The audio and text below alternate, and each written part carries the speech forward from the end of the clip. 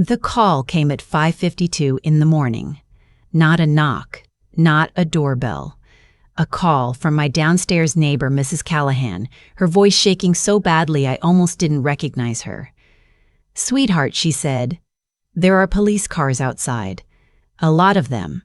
I sat up in bed before she finished the sentence. My bedroom was still dark. The clock on my nightstand read 5:52 a.m. I remember that detail perfectly because I stared at it for exactly 3 seconds, trying to convince myself I was still dreaming. I wasn't. By the time I reached my window and pulled back the curtain, I could see the lights. 2 squad cars parked at angles on the street below, a third one double parked with its engine still running, 4 officers on the sidewalk, and one of them was looking directly up at my window. I stepped back. My heart was doing something I'd never felt before. Not racing, not pounding, just squeezing, like something inside my chest had decided to close itself off. I didn't know what this was. I told myself it was a mistake, a wrong address, someone else in the building. Then my front door exploded inward. I want you to understand what that sounds like at 5:52 in the morning when you live alone. It doesn't sound like a door being opened. It sounds like the whole wall deciding to give up. Wood splitting, metal bending, and then boots, heavy, fast, purposeful boots, crossing my hardwood floors before I had even taken a breath. "Claire Merritt, do not move. Hands where I can see them." I raised my hands. I was wearing an oversized t-shirt and shorts. I had no shoes on. My hair was loose and I hadn't taken my contacts out the night before, which meant I could see every single face that came through that door with perfect, terrible clarity. 4 officers, 2 with weapons drawn. I don't. What is this? My voice came out smaller than I intended. "What's happening?" "Claire Merritt, you are under arrest for aggravated assault with a deadly weapon and felony hit and run resulting in serious bodily injury." The room tilted. I remember thinking, those words are in the wrong order. They have to be, because the sentence they formed was not a sentence that could apply to me. I was a 31-year-old pediatric occupational therapist. I drove a 4-year-old Honda Civic. I had a parking ticket from 2021 that I paid within the week. I had never, not once in my life, been inside a police station for anything other than a fingerprinting background check for my job. "There's been a mistake," I said. Nobody answered me. They turned me around and I felt the cold metal of the handcuffs close around my wrists. And I stood there in my own bedroom, in my own apartment, barefoot. And I understood for the first time in my life what it feels like when the floor disappears beneath you and there is nothing left to catch you. 40 minutes earlier, while those officers were probably still being briefed, while the paperwork with my name on it was being printed, my older brother was sitting in my parents' kitchen in Naperville, Illinois, drinking coffee that my mother had made him, watching the clock, and waiting. I didn't know that yet. I wouldn't know it for another 9 days. But I'm getting ahead of myself. Let me tell you who I am first, who I was before all of this. My name is Claire Merritt. I'm 31 years old. I grew up in Naperville, middle child of 3, which in my family meant I was the invisible one. My older brother, whom I'll call Daniel, was the athlete. Football in high school, a partial scholarship.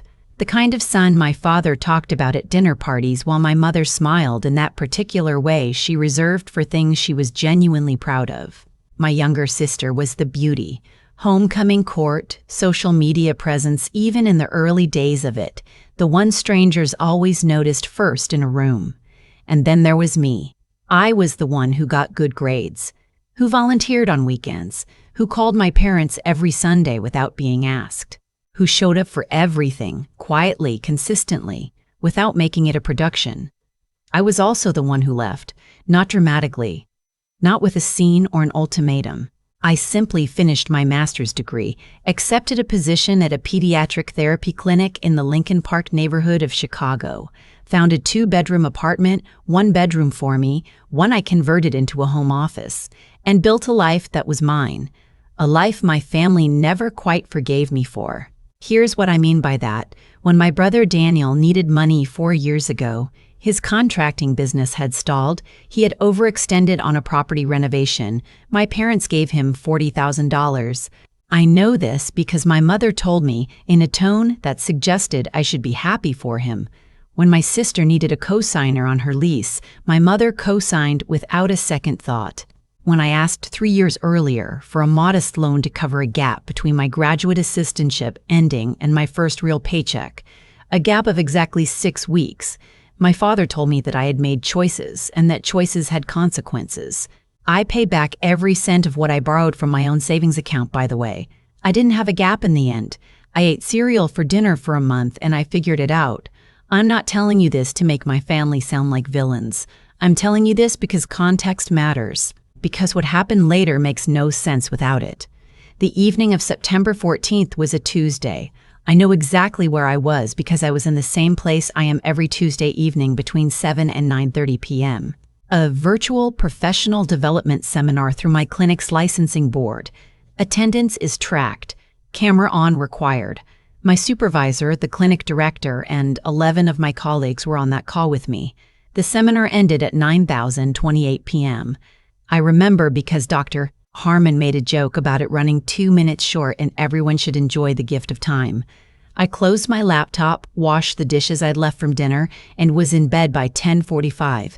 At 9:11 p.m., 17 minutes into that seminar, while my camera was on, while I was visible to 13 people simultaneously, a silver Honda Civic ran a red light at the intersection of Fullerton and Halsted, struck a 44-year-old woman named Patricia Gunderson as she crossed in the marked crosswalk, and fled the scene.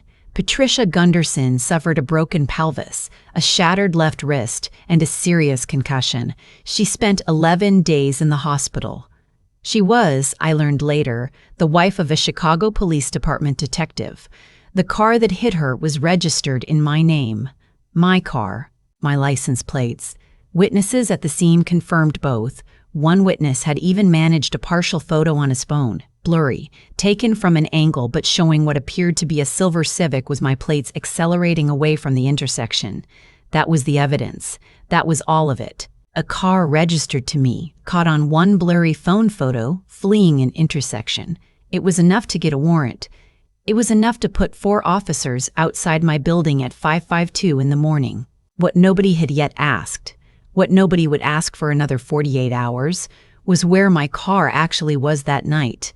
My car was in the parking garage attached to my building. It had been there since 6:15 p.m. on September 14th, when I came home from work. The garage has keycard entry and exit logs for every vehicle. My keycard had not been used after 6:15 p.m. The car had not moved. My car was there. I was on a video call. Neither of those facts came up in the first conversation I had with the detective assigned to my case. Because the first conversation I had with the detective assigned to my case happened in an interrogation room where I'd been sitting for 2 hours in the same shorts and t-shirt I'd been arrested in, still barefoot, before anyone thought to offer me water. His name was Detective Reyes. He was not unkind exactly, but he was tired, and he had made up his mind about something before he walked into the room. I could see it in the way he set the folder down.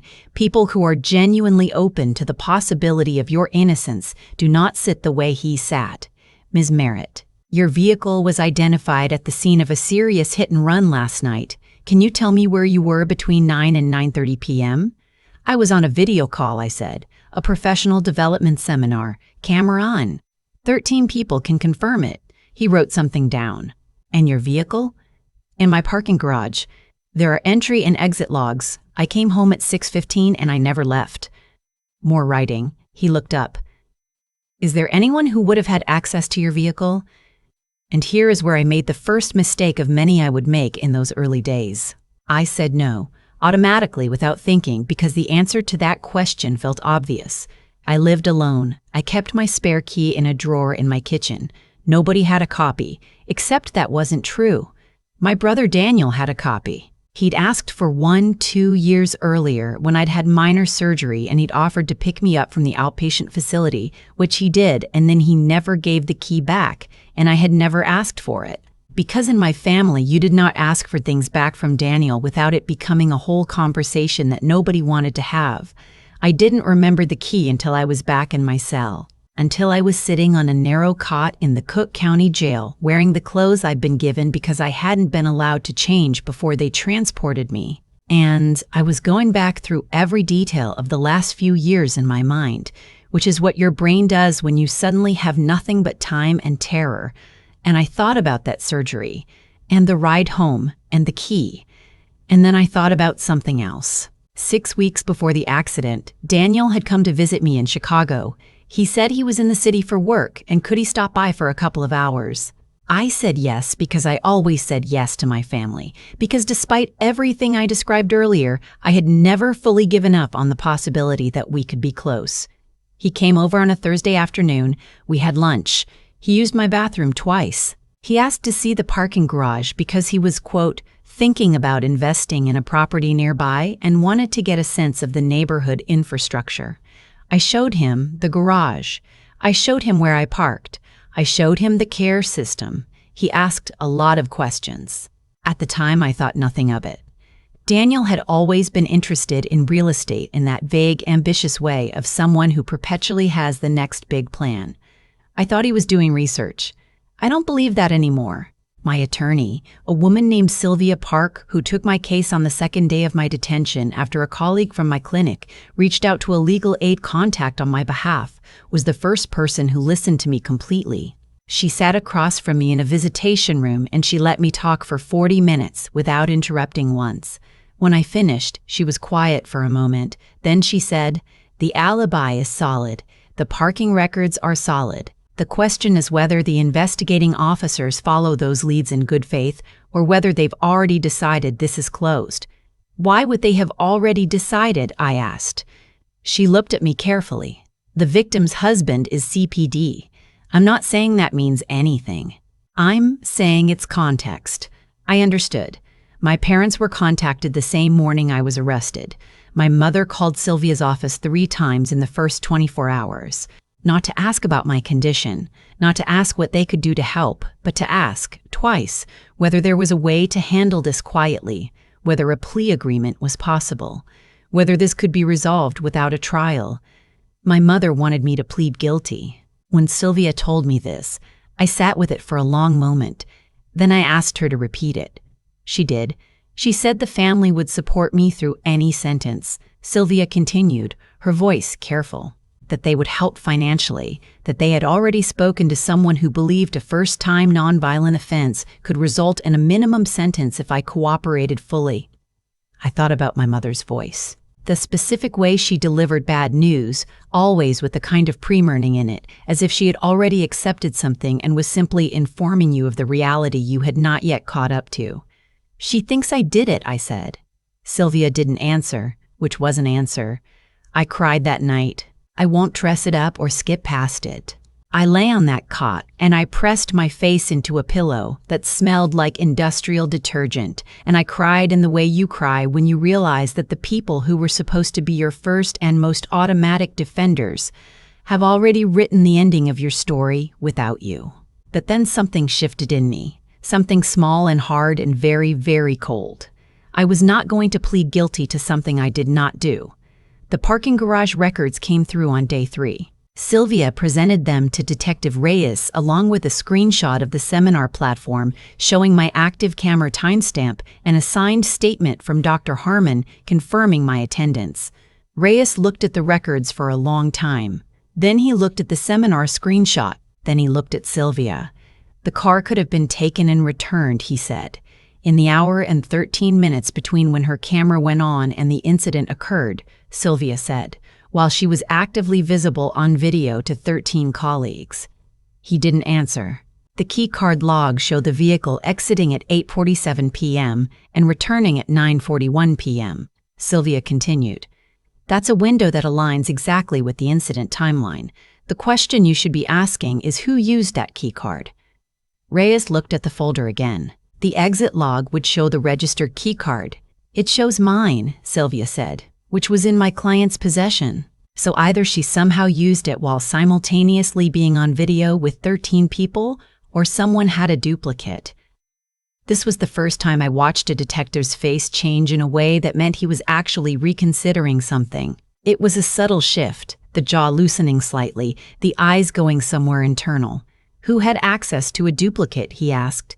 I told him about Daniel, about the surgery, the key, the visit to the parking garage 6 weeks prior, about the questions he had asked, about the way he had wanted to see exactly where I'd parked and how the keycard system worked.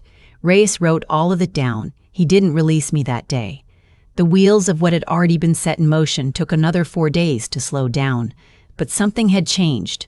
On day 7, Sylvia called me with news. Investigators had gone to Daniel's apartment in Naperville.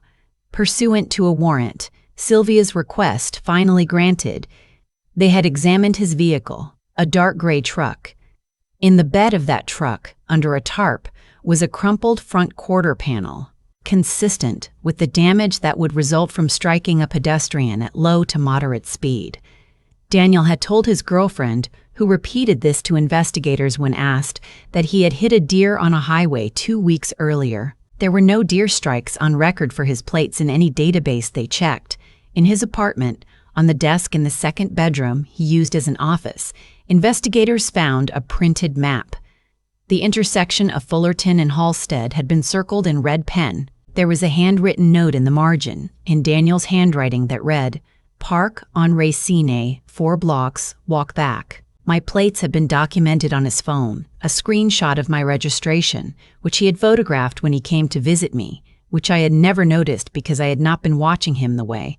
It turned out he had been watching me. There was one more thing.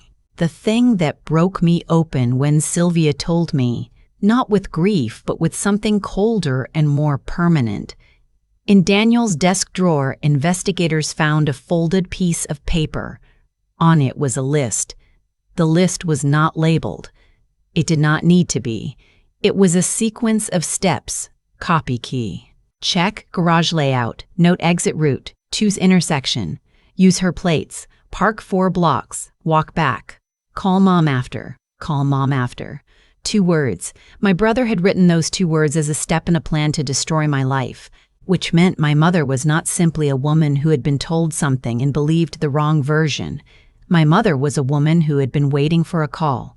I don't know everything that was said in that call. I don't know exactly what Daniel told her or how much she knew before the morning of the arrest. What I know is what Sylvia eventually told me investigators had pieced together from text messages between Daniel and my mother going back 4 months, a sustained, deliberate conversation about how to, as my mother had phrased it in one message, make things right for Daniel. What things? The contracting business that was failing again, the second property that was underwater, the loan my parents had already given him once that had not been enough, and me, my stable job, my apartment, my professional license, the career I had built carefully over 8 years, which, in my brother's mind, and apparently in my mother's, was something I had acquired at the family's expense. I want to be precise here, because I know how this sounds. I had not taken anything from my family. I had not borrowed money. I hadn't repaid. I had not asked for favors or connections or help of any kind in years. The only thing I had done, as far as I can tell, was succeed, quietly, consistently, without making it a performance. And that, somehow, had come to feel to my brother like something he was owed. My charges were dropped on day 9. I walked out of the Cook County Jail on a Thursday afternoon, carrying a bag with the clothes I'd been arrested in, and a court receipt and nothing else. Sylvia was waiting. She had brought me a coffee and a change of clothes, and she didn't say anything for the first 2 minutes of the drive, because she understood that there was nothing to say. Daniel was arrested that same afternoon. He was charged with aggravated assault with a deadly weapon, felony hit and run causing serious bodily injury, evidence tampering, and conspiracy. My mother was charged separately with conspiracy and obstruction. My father, who had known less, who had been, in some terrible way, the only one in that family who had not fully signed on, cooperated with investigators.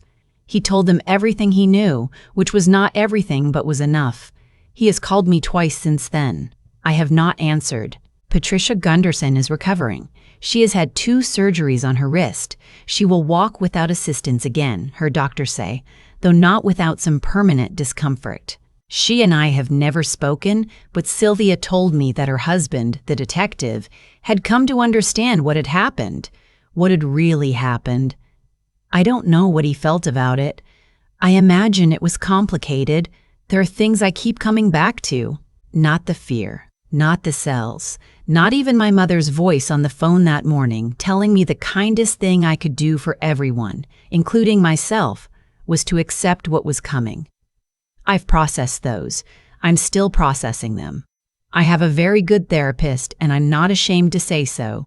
What I keep coming back to is the list. Park on Racine. Walk back. Call mom after. The procedural flatness of it. The way a plan to devastate another person's life, my life, had been reduced to a short series of logistical notes. The same format you might use to write a grocery list or a home improvement checklist. My brother had thought about ending my freedom and my career and my reputation, and he had organized those thoughts into bullet points, and then he had folded the paper and put it in a desk drawer, and my mother had waited for his call. I live in the same apartment. I kept it. Some people have asked why. Why stay in the place you were dragged out of in handcuffs at 5522 in the morning? And the honest answer is that leaving would have felt like one more thing I was letting them take from me. The apartment is mine. I chose it. I painted the office wall a specific shade of green that took me 3 trips to the hardware store and a lot of second-guessing to land on. I am not leaving. My sister, the younger one, sent me a text message about 3 weeks after everything became public. It said, "I didn't know. I want you to know that." I believed her. I still believe her. We have had 3 phone calls since then. Careful ones, the kind where you are both aware of all the space between words. I don't know what we are to each other now. I think we are 2 people who share a history that has been partially destroyed and who are deciding, slowly, whether there is anything left worth building on.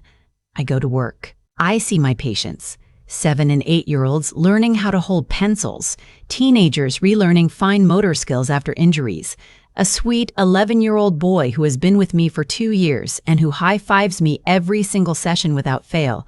I make my coffee in the mornings. I take the same train I've always taken. I call Mrs. Callahan sometimes, my downstairs neighbor, who has started leaving small gifts outside my door. A plant cutting, a jar of jam in the wordless way that older women sometimes have of saying, "I see you and I'm glad you're still here." I don't call my parents. I don't think I will.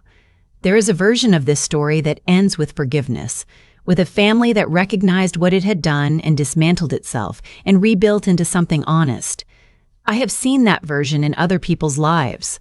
I respect it. I don't think it's my version. My version ends here, in this apartment, with a cup of coffee going cold on my desk and the morning light doing that thing it does in October when it comes in at a low angle and makes everything look like it's been lacquered. My version ends with a woman who is 31 years old and who has learned, at significant cost, that the people who should love you most are sometimes the ones you most need to protect yourself from.